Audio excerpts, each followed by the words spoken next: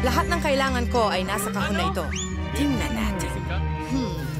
Hindi ko maalala na iniwan ko ang mga paniki ko rito. Ayan na.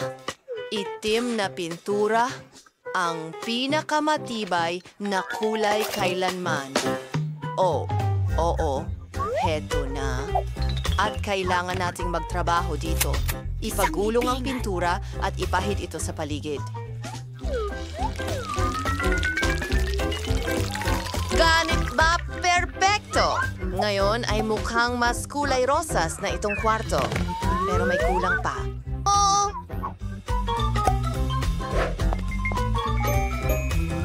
Okay, kakailanganin ko ang mga kahoy na ito. Kamay! Pumasok ka sa kahon! May lahat ng uri ng bagay dito. Kamay, huwag kang makialam, Henit. Oh, it's your real.